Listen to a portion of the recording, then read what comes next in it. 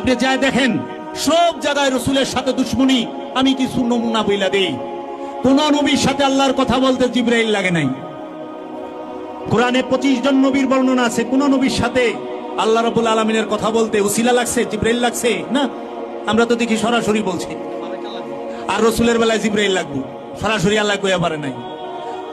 মুসা নবীর মার সাথে আল্লাহ সরাসরি কথা বলছে, ঈসা নবীর মা মারিয়ামের সাথে আল্লাহ সরাসরি কথা বলছে, কোরআন প্রমাণ। কিন্তু মহানবীর মার সাথে আল্লাহ কথা বললো না, এত হাদিস ভাই নেই। আদম নবীর সাথে আল্লাহ সরাসরি কথা কইলো, আজাজিলের সাথে আল্লাহ সরাসরি কথা কইলো না যে হে আজাজিল কিসে তোমাকে বারণ করলো, তুমি সেজদা দিলা না। আজাজিল আল্লাহরে কইলো আনা খায়রুম মিনহুম হুয়া খালাকতানি মিন তিন আনা খালাকতানি মিন নূর। আল্লাহ আমি আদম থেকে উত্তম, আদম মাটির তৈরি, আমি ধোঁয়াবিহীন আগুনের তৈরি। তাইলে আল্লাহ আজাজিলের সাথেও সরাসরি কথা কইলো, আদমের সাথেও সরাসরি কথা কইলো, কিন্তু রাহমাতাল লিল আলামিনের সাথে সরাসরি আল্লাহ কথা কইয়া পারলো না, জিবরাইলের লাগলো। এখন এই জিবরাইল কি ওয়াহাবি এই উমাইয়া আব্বাসিয়ার রাজবংশ দিছে না আল্লাহ রাব্বুল আলামিন জিবরাইলকে ফেরেশতা? জিবরাইল তো ফেরেশতা না, ফেরেশতার আরবি মালাইক। জিবরাইল আল্লাহর একটা অন্যতম নাম।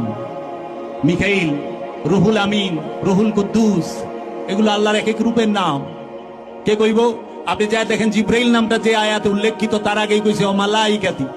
মালাইক মালাইকাতি ফেরেশতা এবং ফেরেশতা সমূহ ওয়া জিবরাইল ওয়া মিকাইল ওয়া ইসরাফিল। যা দেখেন করেন। এর জন্য আল্লাহ রাব্বুল আলামিন নিজে যখন ওহী আগমন করেন তিনি তখন রুহুল আমিন। তিনি আল্লাহ রাব্বুল আলামিন নিজে এসে তার হাবিবকে সাহায্য করে, তিনি তখন রুহুল কুদ্দুস। ঈসা রুহুল্লাহ কি রুহুল কুদ্দুস দিয়া সাহায্য করছে। আর আল্লাহর হাবিব মহানবীর কাছে হেরা পর্বতে রুহুল আমিন আইসা কোরআন দিয়ে গেছে। এর জন্য ফেরেশতাটাই নেন না, কারণ ওই যে আল্লাহর নবীকে সূক্ষ্মভাবে ছোট করার জন্য মর্যাদাকে এরা কি করে, আল্লাহ মুসা নবীর সাথে সরাসরি কথা কইছে, ঈসা নবীর সাথে সরাসরি কথা কইছে, মহানবীর সাথে সরাসরি কথা বলেন নাই, জিবরাইল লাগছে। দেখছেন, এই হইল সূক্ষ্ম চক্রান্ত।